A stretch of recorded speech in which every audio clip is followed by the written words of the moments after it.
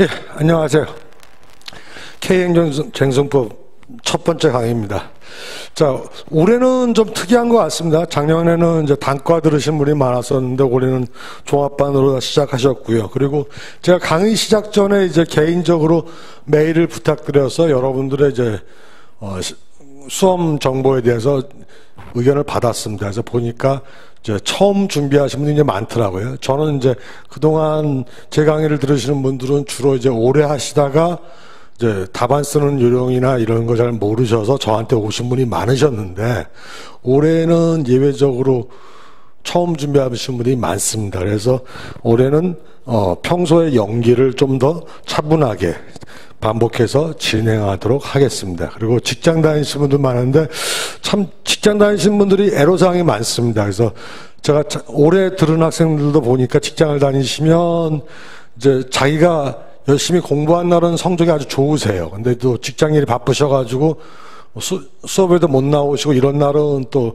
시험 성적이 안 좋으신 때도 있어서 이제 직장 다니시는 분들은 바쁘시겠습니다만 가능하면 시간을 최대한으로 확보하셔서 이제 매일매일 끊임없이 보시는 연습이 필요하다고 봅니다. 그래서 어떤 분들은 이제 법학이 특히 이제 휘발성이 강하다고 해서 안 보시면 잊어버리신다고 그러시니 정확하게 외우시고 따라오시는 게 필요하시고요.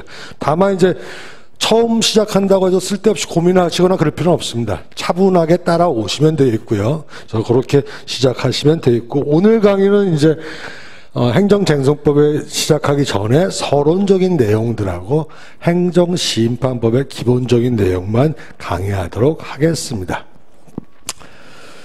자, 연기의 강의 목표는 이제 보시는 것처럼 되어 있습니다. 보시는 것처럼 일단 여러분들이 잘 모르신다고 하시니 제일 중요한 거는 듣고 이해하는 겁니다. 일단 강의를 들어보시고 그 다음에 기본 개념이 뭘 하는지 이해하시는 거예요. 그래서 저는 이것을 컨셉을 만들어가는 단계라는 거예요. 외국 사람들은 그 좀 들어하는데 우리나라 사람들은 뭐예요? 뭔가 알아야 이해하시는 경향이 있어요. 그래서 일단은 여러분 머릿속에 그림을 그려가는 단계를 컨셉 구축 단계라고 보겠습니다. 그래서 연기에는 특히 일단 보고 이해하시는 훈련들을 좀 할 필요가 있단 말이에요. 특히 법학이라는 것은 여러분들은 정확히 안 해오시는데 정확히 안 해오면 제가 망한다고 말씀드린 이유는 법학은 뭐예요?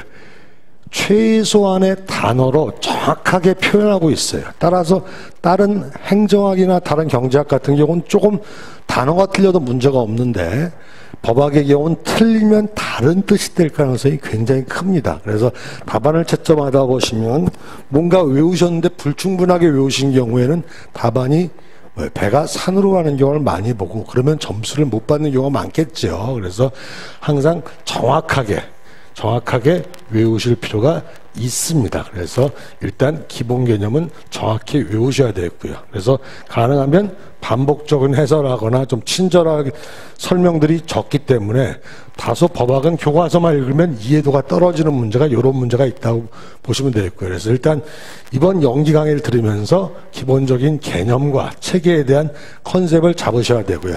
자, 그럼 연기는 듣고 그냥 편안하게 앉아있으면 되느냐? 그건 아니에요. 연기 때부터 최소한 기본 개념들은 외우셔야 됩니다. 기본 개념들. 기본 개념을 외우시면 이 개념을 중심으로 해서 뭐예요? 요건과 성립 요건과 효력, 위법성 이런 쟁점들이 따라오지요. 그러다 보니까 여러분들이 연기 때부터 다 외우라고 하시면 머리에 쥐가 나겠죠. 그래서 일단 기본 개념은 좀 외워주셔야 된답니다. 그래서 일단 듣고 이해하고 나면 강의 끝나고서 놀려고만 생각하지 마시고 차분하게 외우셨네요. 외우는 거를 하루아침에 외우려고 하면 안 외워지겠죠. 그래서 차분하게 하나씩 외워가자는 얘기입니다. 자, 그러면 제가 처음에도 말씀드렸습니다만 어떤 강사님은 자기 강의만 들으면 된다, 뭐 따라와라 얘기하는데 저는 그렇게 얘기 안 했어요. 분명히 뭐라고 했어요? 외워야 된다고 얘기했죠. 외워야. 암기가 행정쟁송법의 성공의 절반입니다. 물론 암기를 잘하시고 머리가 좋으면 100% 성공할 수도 있지만 암기는 잘했는데 응용을 못하시는 분이 간혹 나오세요. 그러니 암기가 전부라고만 얘기할 수는 없지만 암기가 굉장히 중요합니다. 그래서 기본 개념, 요건, 효력 이런 것을 줄줄 외우실 수 있다고 하면 시험이 크게 문제가 없는 한 성공한다고 보시면 되겠죠. 그래서 정확하게 외우실 필요가 있다. 그래서 부탁드리고 싶은 말씀은 강의가 끝나자마자 바로 좀 암기를 해주셔라. 그래서 그날 배운 내용을 다 암기하시지 않지만 기본적인 내용과 컨셉들을 좀 암기해 주셨으면 좋겠습니다. 자, 그러니 연기부터 저는 아까도 말했지만 전부 다 암기할 건 아니지만 차근차근 하나씩 외워가야 돼요. 특히 암기는 한 번에 안 외워지겠죠. 사람 머리라는 게 한계가 있고 두뇌 용량, 총량의 법칙이라는 우스갯소리도 있잖아요. 그래서 다 외울 수는 없으니 기본 개념부터 하나씩 외웠으면 좋겠고요. 그리고 암기라는 것은 여러분들은 요즘에 이상하게 암기를 안 하세요. 옛날에는 워낙 이제 자료 매체가 적었으니 많이들 암기를 하셨는데 요즘은 매체가 다양해지면서 안 외우시는데 외우실 필요가 있습니다. 외우실 필요가. 그리고 외우는 것은 한두 번, 두 번 보고 안 외워졌다고 얘기하면서 휘발성이 강하다 이렇게 하시면 안 되고요. 자, 우리가 아는 사람 중에서 IQ가 제일 좋다는 사람이 아인슈타인이죠. 아인슈타인. 예? 하나의 돌이라는 아인슈타인 아저씨가 IQ가 180이라고 얘기하잖아요. 180. 180이면 이 아인슈타인 아저씨도 뭐예요? 어떤 단어를 하나만 외우려면 몇 번을 반복해야 한다고 그래요? 10번이라고 하죠. 10번. IQ 180도 10번은 반복을 해야 외워진다고 얘기하죠. 그러면 여러분이나 저나 뭐예요? 아인슈타인이 아니면 10번 플러스 알파가 되겠죠. 그래서 10번 이상을 계속 반복하셔야 되는. 그래서 저희가 7, 80년대 중고등학교 다닐 때는 뭐가 있었어요? 연습장을 학교 앞에서 팔았어요. 그래서 갱지를 묶어가지고 앞에 이제 앨범 짝지 하나 붙여서 팔았는데 거기다 대고 맨날 쓰면서 외웠죠. 요즘은 중고등학생분들도 그렇게 외우지 않으시는데 그러다 보니까 잘 안 외워지는 문제가 생겼는데 외우셔야 됩니다. 그래서 최소한 노무사 시험을 보는 전날까지는 여러분들이 열심히 외우셔야 됩니다. 그래서 제발 좀 외우실 걸 말씀드리고요. 그리고 외우는 건 한 번에 다 안 외워지니 연기부터 착실하게 외워야 된다. 그래서 강의를 듣고 어떤 분들은 강의에 되게 만족하시려고 하세요. 그래서 웃기는 강의, 재밌는 강의 하시는데 그것도 중요하죠. 그래야 강의 내용을 이해할 수가 있겠으니까요. 근데 거기에 만족하고 안 외우시면 뭐예요? 아무것도 여러분께 없겠죠. 여러분들은 뭐예요? 결국 여러분 걸로 만들어야지만 합격하겠죠. 그래서 여러분들이 좀 줄기차게 외우시고 이해하시고 내 것으로 만들어서 답안에 쓰는 훈련들까지 돼야 된단 말이죠. 거기까지 돼야 되고 그 다음에 지금 코비드 사태 때문에 이제 온라인 강의로 진행이 되겠습니다만 중요한 쟁점들은 한번 써보는 훈련들을 할 필요가 있어요. 그래서 강의를 들으시고 나면 한번 외워보신 걸 바탕으로 해서 한번 중요한 쟁점은 한번 써보는 훈련들이 필요합니다. 만약에 이게 지금 오프라인 강의로 진행되면 다음 강의부터 한 30분 정도 여러분들 쓸 시간을 갖다 드릴 텐데 지금 온라인 강의로 진행되니 그게 체크가 안 됩니다. 그래서 여러분들이 집에서라도 한번 외우시고 한번 써보시는, 제가 이제 강의 때마다 맨날 익힌 문제라고 여러분들의 이해도를 체크할 수 있는 주제들을 낼 테니까요. 그것들을 한번 여러분들이 써보시는 훈련이 되었으면 좋겠습니다. 자, 이게 연계 강의 목표입니다. 연계 강의 목표는 뭐라고요? 일단 여러분들이 처음이니까 듣고 이해하고, 강의를 듣고 이해한 다음에 어떻게 하라고요? 기본 개념을 외워주시고, 그 다음에 그 기본 개념을 중심으로 해서 한번 써보시는 훈련들을 해보시면, 그러면 여러분들이 뭐가 중요하고 뭘 외워야 될지가 조금 감이 오실 것 같습니다. 자, 오늘 여러분들하고 나눌 말씀들은 행정쟁송법에 대한 기본적인 전제 조건이 되는 선이해, Vorverständnis라고 얘기하는데 사전에 여러분들이 아셔야 될 것 몇 가지를 기본적인 내용들을 말씀드리고요. 물론 요것보다 이제 더 더 되는 내용들은 학원 홈페이지에 가면 제가 기본 특강을 한 게 있는데 기본 특강 한 거에 보시면 앞에 행정쟁송법 설명한 거 외에 행정작용법을 설명한 내용이 있습니다. 그래서 요거를 한번 보시면 좋겠고요. 미리 보신 분들도 있겠고 안 보신 분들은 한번 찾아보시면 여러분들이 행정법이 뭔가를 이해하는데 오늘 강의와 연결해서 더 도움이 될 것 같아요. 자, 그래서 그런 내용들을 처음에 기초 개념들을 말씀드리고 그 다음에 행정쟁송법에 대한 일반적인 내용들. 보통 이제 우리가 노무사 행정쟁송법을 하다 보면 행정심판법과 행정조정법에만 집중이 되다 보니까 행정쟁송법의 기본적인 개념들은 물론 거기서 시험에 안 나오죠. 안 나오다 보니까 스킵하고 넘어가는 경우가 많은데, 자, 행정쟁송법에서 시험에 나올 것을 중심에서 암기하도 좋지만 여러분들이 기본적인 체계를 잡기 위해서는 기본적인 이론들을 좀 보실 필요가 있어요. 그래서 이건 이렇게 이루어지는구나 알아야지 시험에 나올 것만 다다다 외운다고 해서 그것만 답안을 잘 쓰냐. 만약에 응용 문제가 나오면 여러분들의 이해도에 문제가 있습니다. 그래서 한번 외우실 것까지는 아니지만 체계에 대해서는 한번 보실 필요가 있다라는 게 제 생각이고요. 그래서 그런 기본적인 베이스를 깔고서 암기해 나가시면 좋은 성과가 있을 거라고 봅니다. 그 다음에 사전권리 구조 절차 별로 중요하다고 생각 안 하셔서 교과서에서 안 다루고 있지만 만약에 누구라도 요거를 사전권리 구조 절차의 개념과 종류에 대해서 쓰라고 서술형으로 나오면 한 번 정도 특징은 봐두실 필요가 있습니다. 그래서 개념과 특징을 중심으로 해서 이런 게 있구나라는 걸 아시면 우리 사회가 어떻게 돌아가는지도 한번 보시고 만약에 서술형 조그마한 문제로 한 문제로 정리해 보실 수도 있고 이런 식으로 여러분들이 수험 생활을 준비해 나가시면 되겠고요.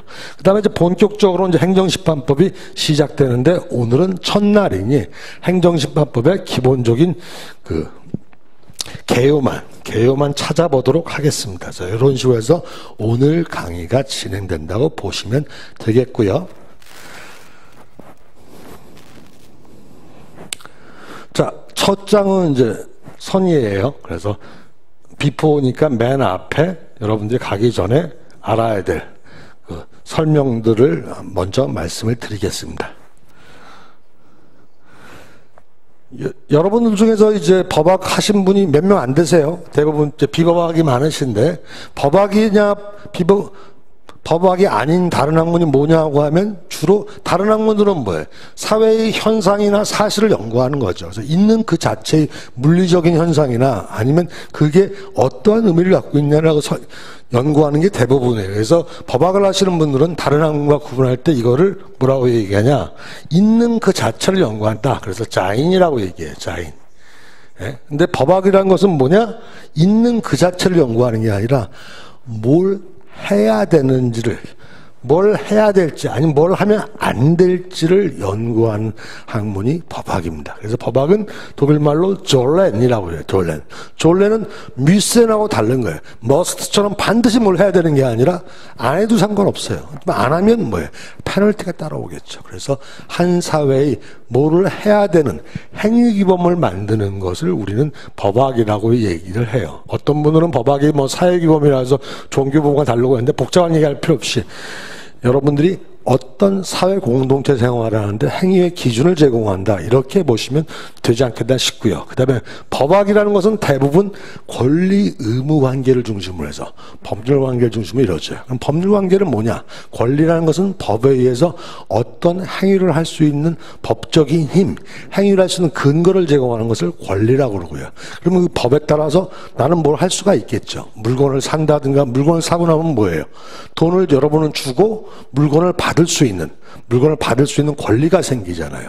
예? 그리고 또 뭐예요? 물건을 사면 물건을 받을 수 있는 권리가 생기지만 반대로 뭐예요? 돈을 제공해야 되는 금전급부를 이행해야 되는 의무가 생긴단 말이에요. 그래서 이런 권리 의무 관계로 이루어진 법률 관계를 중심으로 법률은 이루어진다고 보시면 되겠어요. 그래서 법률이 항상 어떤 사람에게 권리를 부여하거나 어떤 사람에게 의무를 부여하거나 예를 들면 요즘같이 코로나 할 때 광화문에서 시위하지 말라고 하잖아요. 그러면 시위하지 말라니까 뭐예요?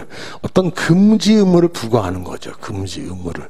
이걸 위반하면 뭐예요? 처벌하겠죠. 그래서 이런 것들이 법률이라고 보시면 되겠고요. 자, 그 다음에 다른 학문들은 주어진 자체의 사실이나 현상들을 연구한단 말이에요. 그렇기 때문에 그 자체가 잘못됐니 안 했니 이런 걸 하지만 법학은 항상 가치평가를 중심으로 해서 어떤 행위 기준을 제공한다고 보시면 되겠고요. 그러다 보니까 주로 어떤 사회의 분쟁을 규율하거나 아니면 사회에서의 행위 기준을 제공하는 형태가 됐고, 다른 학문의 경우는 현상과 사실을 구분하는 경우가 많아요. 과거에 이제 우리나라 정보통신 강국이었을 때 저도 이제 IT 쪽에 많이 일을 했었는데, IT 쪽 일을 하다 보니까 IT 업계에서 살아남을 수 있는 사람은 기술을 가진 사람 외에는 인문사회과학에서는 법학과 경제학밖에 없더라고요. 왜? 법학은 IT에서 뭘 하면 되고 안 되는 기준을 세워야 되니까 항상 무슨 새로운 신기술이 나오면 그때마다 법학이 필요하고요. 그 다음에 반대로 어떠한 서비스를 도입할 때 서비스를 통해서 규제를 할 건지 말 건지에 대해서는 투입되는 비용과 그 효과에 대한 경제학적 분석이 필요하더라고요. 그래서 이런 양대적인 학문 방법론이 있는 경우도 있더라. 라는 게 제 경험이고요. 자, 그럼 법학은 뭐냐? 법학이라고 해서 여러분들이 법학을 전부 다 하는 건 아니에요. 여러분들이 지금 공인노무사 시험을 본다고 해서 법학을 전부 다 공부한다 이러면 굉장히 힘들겠죠.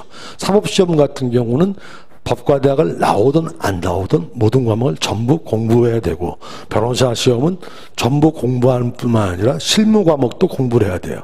근데 5급 시험만 가더라도 정해진 과목만 공부하면 되지요.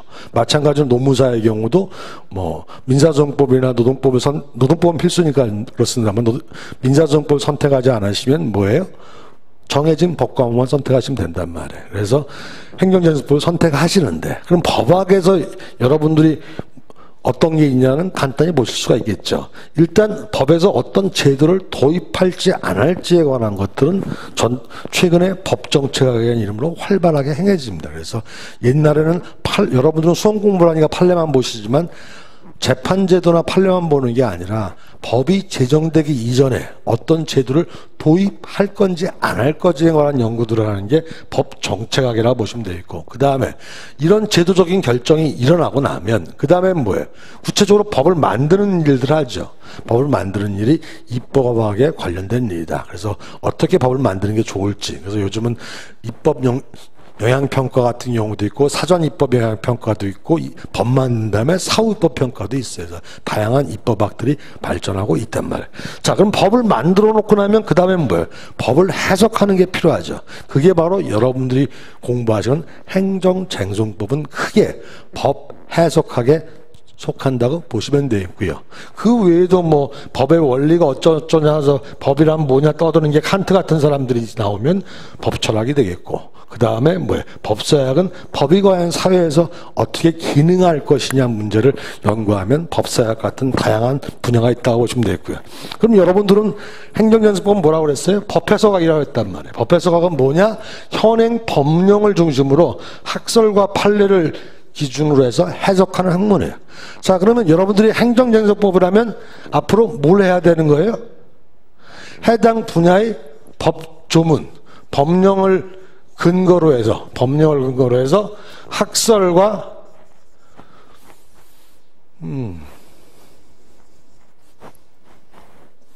학설과 판례를 외워서 판례에 따라서 결론을 내리시는 게 이제 여러분들이 공부하시면서 해야 될 기본적인 구조예요. 그래서 행정재정법은 법학이니까 어떻게 해요?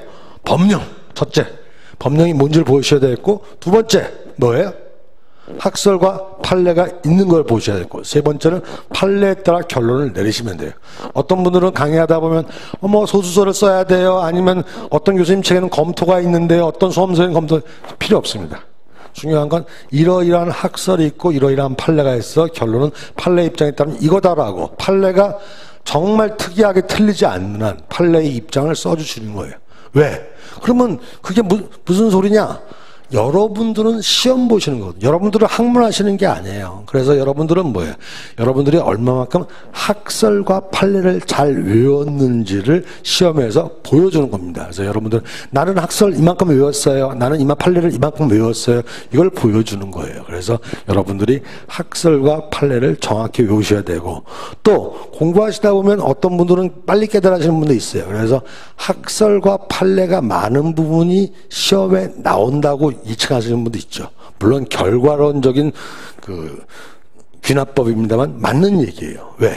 학설과 판례가 많아야지만 그 부분에 쓸 내용이 있겠지요. 그래서 그것을 체계에 맞게 하나씩 쓰시는 게 여러분들의 목표입니다. 그래서 여러분들은 수험생이기 때문에 그것이 목표라고 아시면 되겠고, 그 다음에 이제 일부 학원에서 법령은 외울 필요가 없다, 법조문은 주니까 외울 필요 없다라고 많이 얘기하시거나, 어떤 강사님들은 법령을 다 외워야 된다 얘기하시는데 저는 둘 다 틀렸다고 봅니다. 왜? 자, 생각을 해보세요. 법령을 전혀 외우지 않고 있으면 법전을 주어진다 하더라도 어디에 있는지 못 찾는다 하더라도 무슨 내용이 중요한지 답안에 잘 쓰시지 못한단 말이에요. 그렇기 때문에 법령을 기본적으로 좀 외우실 필요가 있습니다. 그렇다고 해서 법령을 줄줄줄 다 외울 필요가 있냐? 그럴 필요는 없어요. 왜? 이미 행정쟁송법의 중요 개념이나 요건 등의 법령에서 중요한 핵심적인 용어는 다 들어와 있단 말이에요. 그래서 심지어는 그러면 어떤 반론이 가능하냐? 교수님들도 법령 못 외우시는 분 많아요. 그래도 강의하거나 뭐 시험 출제하거나 채점하는데 아무 문제가 없어요. 근데 학원에 오면 또 어떤 분들은 법령을 외워야 되는데서 특강 이런 식으로 하는데 그렇게까지 하실 필요는 없다는 거예요. 그래서 법령을 전혀 안 보셔도 안 되겠고 달달달 외우실 필요도 없지만 중간 정도에서 법령의 중요한 내용들은 정확히 아시고 계셔야 법전을 주어지더라도 법전을 놓고서 쓸 수가 있는 거죠. 그래서 그렇게 중간적인 정도로 공부하시면 되겠고요. 자, 그 다음에 법에는 공법이 있고 사법이 있어요. 그래서 퍼블릭 로라는 게 있고 프라이빗 로라는 게 있어요. 미국 같으면, 미국이나 영국 사회에서는 퍼블릭 하면 뭐라 한가, 싸다고 그럴까요? 싼 거. 그다음에 프라이빗 하면 마치 고급인 거. 그래서 퍼블릭 스쿨 하면 공립학교는 좀 나쁜 거고, 프라이빗 스쿨 하면 좋은 거라고 이렇게 이런 묘한 인식들이 있어요. 근데 독일 같은 경우는 거꾸로입니다. 독일 같은 경우는 웨펜틀리히 하면 그건 공적이고 정확하고 누구에게나 평등한 거고요. 프라이빗 하면 약간 그건 개인적인 거라는 의미가 있어요. 그래서 물론 독일 학교들은 대부분 공립학교니까 독일에서 프라이빗 스쿨 다닌다 그러면 그건 이상한 학교 다니는 거죠. 물론 이제 미술학교나 경영대학원 이런 경우는 프라이빗 스쿨이 가끔 있는 경우가 있지만 대부분의 경우는 공립학교인 거죠. 그래서 그런 차이가 있기 때문에 일괄적으로 말씀드릴 수는 없습니다만, 일단 공법이라는 것은 주로 대륙법계 국가에 많아요. 사법은 주로 영미법계 국가에 많겠죠. 영미법이라는 것은 로마법을 받아들여서 보니까 아무런 변화가 없이 그대로 살아있는 거고요. 대륙법은 로마법을 저는 거꾸로 얘기했네요.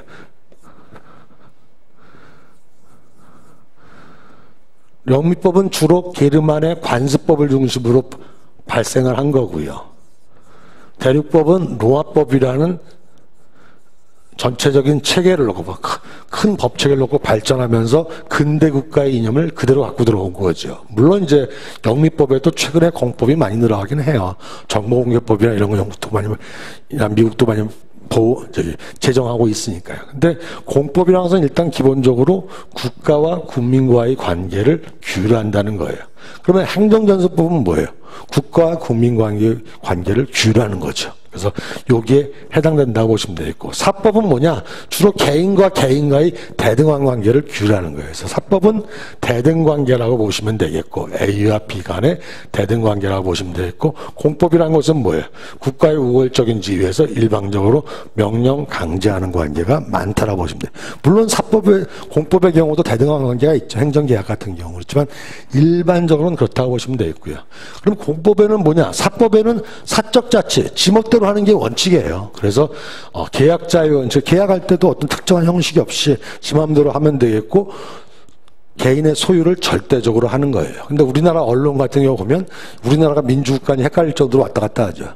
자, 공법의 경우는 사적 자치로 내버려두면 안 되겠죠. 왜? 국가라는 아주 커다란 조직과 돈을 가진 조직이 마음대로 하면 독재국가가 되면 안 되겠잖아요. 그래서 국가가 움직일 때는 반드시 법에, 국민들이 만든 법에 의해서 근거해서 움직여라. 이래서 법치국가의 원칙이 있고요. 또 그냥 막 내버려두면 가난한 사람 못 살겠죠. 그럼 가난한 사람들 잘 도와주는 게 사회 정의다. 그래서 사회국가 원칙 이런 게 있단 말이에요. 그래서 법치국가의 공법과 사법은 기본적인 원리가 좀 다르다고 생각하시면 되겠고요. 그 다음에 입법도 마찬가지로 근대 국가에 오면서는 의회를 통해서 다양한 법령들이 많이 생기고요. 이 법령들의 대부분은 뭐예요? 공법입니다. 특히 행정법이란 말이에요. 자, 근데 뭐예요? 사법이라는 것은 옛날부터 로마법 이후로 발전하니까 이미 2000년대부터 법이 있었어요. 그러다 보니까 사법은 또 뭐예요? 사적 자치 지 맘대로 하는 거라며. 그래서 가능하면 법이 적어요. 다만 우리나라처럼 민주주의가 덜 완성된 나라에서는 뭐예요? 내버려두니까 사람들이 부동산 투기하고 난리가 나죠. 그래서 법으로 규제하는 영역이 좀 생긴 것 뿐이에요. 그래서 원칙적으로 개입 안 하는 게 좋은데 워낙 부작용이 심하면 개입하는 거죠. 자, 그러면 공법이라는 건 뭐냐? 공법이라는 것은 국민의 공적인 생활을 규율하는데 거기에는 국제법도 있습니다만 크게 헌법과 행정법이 있어요. 그럼 헌법은 뭐냐? 국가의 조직이나 국민의 기본권을 정하는 게 헌법이에요. 그러면 행정법은 뭐냐? 국가 중에서 뭐예요? 입법도 있고 행정부도 있고 사법부도 있잖아요. 근데 그 중에서 행정의 조직과 활동을 정한 것을 행정법이라고 보시면 되겠고요. 그래서 여러분들이 공부하실 행정쟁정법은 뭐다? 행정의 조직과 활동을 규율하는 거단 말이에요.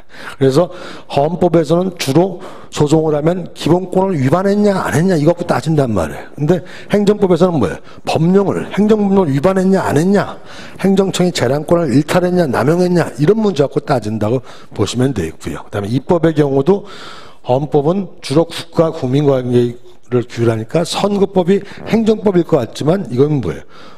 헌법의 영역에 속한다고 보시면 되겠고, 행정법은 주로 행정청과 국민과의 관계를 규율하니까 허가라든가 어떤 금지 명령이라든가 이런 걸 중심으로 발전한다고 보시면 되겠어요. 자, 그러면 행정법은 어떤 거냐? 행정법은 뭐냐 그러면 여러분들은 행정연수법의 교과서에 안 나와 있습니다만 행정법은 일본식으로 행정의 조직, 어떻게 행정기관을 설치하고 행정청을 만들고 이런 조직법에 관한 내용과 그 다음에 작용법, 어떻게 행정청이 행위할지, 행정행위를 할지, 행정계약을 할지 이런 행정작용과 그 다음에 구제, 문제가 생기면 소송을 하거나 아니면 보상을 하거나 이런 것들을 전부 정한 국내법이면서 공법이다라고 일본 사람들이 정의했고요. 저희가 대학 다닐 때부터 이제 지금은 많이 달라졌습니다만 과거부터 우리나라 행정 법학은 대부분 뭐예요? 저 옆에 있는 학교가 있다고 떠들지만 다 일본 사람 책을 베껴서 강의를 했어요. 60년대는 일본 사람 책을 베껴서 했고 70년대 80년대 넘어서도 일본 사람 책을 번역해가지고 거의 토시안 안 틀리고 법학이라는 걸 배웠단 말이에요. 그래서 그렇게 했는데 이렇게 하다 보니까 독일학자들은 좀 문제가 있다고 보는 거예요. 왜?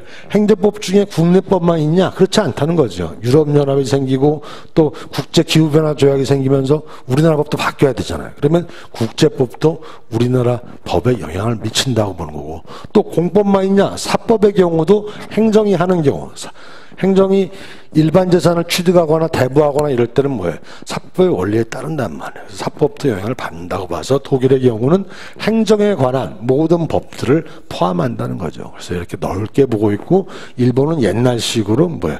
행정의 조직과 작용과에 관한 국내 공법이라고 보고 있어요. 자, 그러면 행정법은 크게 어떻게 되냐? 지금 보시면 좀 크게 세 가지로 이루어져요. 일반적인 총칙이라고 얘기하는 일반 원리를 정하는 게 뭐예요? 일반 행정법이 되겠고, 그 중에서 행정작용에 관한 것은 제가 기본 특강에 올려놨으니 여러분들이 학원 홈페이지를 클릭해서 보시면 기본 특강이 나와요. 그래서 행정행위는 뭐고 행정계획은 뭐고 행정행위 중에 허가가 있고 특허가 있고 간단하게 설명을 해놨어요. 물론 교재에도 그 내용이 행정 처분에 관한 내용을 설명하면서 있습니다만 그 내용을 다시 한번 설명을 해놨으니까 한번 들으시면 조금 이해가 되겠죠. 자, 그래서 이런 원리를 정한 게 있고, 그다음에 행정법은 일반 프린서플만 있는 게 아니라 개별 분야가 다양하게 이루어져 있어요. 어떤 분야가 있냐? 지방자치법, 공무원법, 경찰법, 무슨 경제행정법, 환경법, 세법 다양하게 있단 말이에요. 이런 개별법을 정한 것을 특별행정법 내지는 개별행정법이다라고도 주장을 하세요. 그럼 요 두 가지는, 하나는 뭘 정했다고요? 원칙을 정한 행정법 총론, 내지 일반 행정법이 있고, 두 번째는 뭐예요? 개별 분야의 법 규정이나 법제도 이런 판례들을 모아놓은 특별행정법이 있단 말이에요. 근데 이 두 가지가 어찌됐든 분쟁이 발생하면 뭐예요? 행정쟁소법에 와서 해결을 해야 돼요. 그래서 행정쟁소법에서는 두 가지죠. 행정심판을 하든지 아니면 행정소송을 하든지 두 가지를 해야 돼요. 그래서 여러분들이 배우셔야 될 행정쟁소법은 원칙을 정한 일반행정법과 개별 법령 사이를 정한 특별행정법 사이에서 분쟁이 생기면 해결하는 것이 행정쟁소법이라고 보시면 되겠고요. 자, 그래서 또 행정법 하면 어떻게 되냐? 일반 행정법이라고 해야 되는 게 여기서부터 여기까지예요. 그래서 행정법의 원리를 정하는 데서도 가장 기본적인 원리, 법치국가 원리라는 행정법의 개념이 어쩌고 사회국가 원리, 뭐 신뢰보호 원칙 이런 걸 정한 것은 완전히 행정법의 기본 원리고요. 그 다음에 제가 뭐예요? 기본 특강에 올려놨다고 하는 것이 행정작용법이죠. 행정부가 어떻게 활동을 할 것이냐를 정한 거죠. 그래서 행정작용법에는 행정행위가 가장 기본이에요. 그래서 한 50년 전에는 행정법에는 행정처분밖에 없었어요. 근대국가 초기에는 국가가 일방적으로 명령 강제하는 거 외에는 아무것도 없었어요. 그리고 행정행위가 처음 나왔을 때 뭐라고 얘기했냐? 국가가 법령에서 정해준 것을 이게 네 권리라고 확정해 주는 것을 행정행위라고 봤어요. 그래서 1883년에 독일의 오토메어 학자가 처음 주장했을 때는 행정행위라는 것은 법에 규정된 내용을 너는 이거 하지 마라 아니면 너는 이거 해라, 법에 규정되어 있는 내용을 각자의 권리에 맞게 해석해 주는 게 행정행위라고 봤어요. 근데 사회가 발전하니까 국가가 일방적으로 저렇게 가르쳐주는 후견적인 국가로만 존재하는 게 아니라 뭐예요? 행정 계획도 해야 되고, 수도 옮기려면 행정 계획도 해야 되고, 기후변화 맞추려면 국가 전략도 삼아야 되고, 또 뭐예요? 행정부가 물건 사거나 계약직 공무원들 만들려면 계약도 해야 되고, 또 법령이 아니더라도 시위 같은 거 할 때는 시위 막아야 되니까 사실행위도 해야 되고, 다양한 행정작용들이 많이 생기면서 계약, 계획, 사실행위, 행정입법 같은 게 발생하는데 이걸 다 모아서 행정작용법이라고 하고요. 그 다음에 이런 행정작용을 만들기 위해서 마치 빵 만드는 것처럼 일정한 절차가 필요하단 말이에요. 특히 미국에서는 뭐예요? 성문 법령이 별로 없으니까 절차가 중요했다고요. 그래서 과연 행정이 작용할 때는 그 절차가 제대로 규정되어 있는지, 그 다음에 절차가 공정했는지, 페어했는지에 관한 게 중요하기 때문에 절차법이 발전했고 이 절차가 들어와 있단 말이에요. 그래서 우리나라 법에도 행정절차법에는 처분을 하기 전에 미리 사전 통지를 해라. 그 다음에 의견 청취를 하는데 의견 청취에는 청문과 공청회 제도가 있고 그게 없으면 의견 제시 제도가 있다. 그 다음에 처분할 경우 반드시 처분의 이유를 가르쳐줘라. 그래서 처분의 이유 제시도가 있단 말이죠. 이런 것들이 있다라고 보시면 되겠고, 행정강제법은 행정청이 어떤 의무를 부과했는데, 하명을 통해서 일정한 의무를 부과했는데 불구하고 의무를 이행하지 않는다. 그러면 의무 이행을 확보하기 위해서 대집행을 한다든가 이행강제를 부과한다든가 이런 경우가 있는데, 아니면 이것도 아니고 과거의 의무 위반 잘못했어. 그래서 벌금 부과하는 행정벌 같은 게 있단 말이에요. 그래서 여러분들이 교통범칙금 같은 거 내는 경우는 행정질서법에 해당되니까 뭐예요? 행정강제법에 해당되는 거고요. 그 다음에 드디어 여러분이 배우실 내용이 행정쟁송법이란 말이에요. 그래서 행정쟁송법은 행정법상 권리 침해가 있을 경우에 소송으로서 그 행위를 없애는 경우, 그 다음에 행정에 의해서 피해를 받을 경우, 금전적인 피해가 있을 경우 그 금전적인 피해를 국가가 위법하면 국가 배상이 되겠고, 국가가 적법한 행위면 손실보상을 받는단 말이에요. 그 다음에 행정법 강론은 아까 말씀드린 이렇게 이루어졌다고 보시면 되겠고, 그래서 요거를 묶어서 제가 설명 잘못했는데 여기까지가 총론이라고 얘기하고 요 두 개를 묶어서 행정구제법이라고도 설명을 해요. 요건 강론이 되겠죠. 그러면 행정법과 무슨 상관이냐? 행정법의 신뢰보호 원칙 뭐 이런 것들은 재량권의 부당 여부를 판단하는 데 기준이 될 수가 있고요. 그다음에 행정작용을 할 때는 행정행위는 처분이라고 보니까 문제가 없어요. 근데 행정행위 중에서 처분이라고 보지 않는 경우들은 뭐예요? 처분성이 있는 행정에서 행정계획에 처분성이 있느냐, 아니면 행정입법에서 법령 보충 규칙은 법규성이 있느냐, 이런 문제가 할 때는 행정성의 대상으로 포섭할 거냐 안 할 거냐 해서 관련이 되고요. 그 다음에 계약의 경우는 의사표시니까 처분이 아니죠. 그러니까 어디로 가요? 당사소송으로 간단 말이에요. 그 다음에 행정절차법의 경우 저런 행정절차를 위반하면 절차 자체는 위법이 되지는 않아요. 그러면 어떻게 되냐? 그 행정 절차를 거쳐서 내리는 본 처분을 위법하게 만든단 말이에요. 그 다음에 행정강제의 경우는 강제 처분 자체가 처분성이 있기 때문에 위법하게 되겠죠. 그 다음에 국가배상 같은 게 여러분들 공부할 필요가 있냐? 공부할 필요는 없어요. 다만 국가배상이 뭐라는 개념만 컨셉만 갖고 계시면 되고, 나중에 항고소송의 위법을 영향을 미치느냐, 국가배상의 항고소송의 위법이 국가배상의 위법 판단에 도움이 될 거냐 해서 한 꼭지를 배우신단 말이에요. 그래서 그렇게 한 기본적인 컨셉만 갖고 계시면 되겠고, 그 다음에 강론에서는 실제로 여러분들이 사례를 푸는데 사실관계를 구성하는 것들은 전부 강론에 있는 법령이나 그 내용들을 갖고 들어와요. 그 다음에 어떤 처분을 인정할 거지란 말이에요. 그래서 여러분들이 행정법 총론을 다 배우실 필요는 없지만 이렇게 관련이 될 수 있고, 요 내용들은 앞으로 강의를 지속하면서 말씀을 드리겠다라는 거죠. 그래서 일단은 이런 것이 있다라고 여러분들은 기본적으로 머릿속에 컨셉만 잡으시면 되겠단 말이에요. 자, 시간이 애매하네요. 여기까지 하고 잠깐 쉬었다가 행정장세법은 무엇인가 2강부터 시작하겠습니다.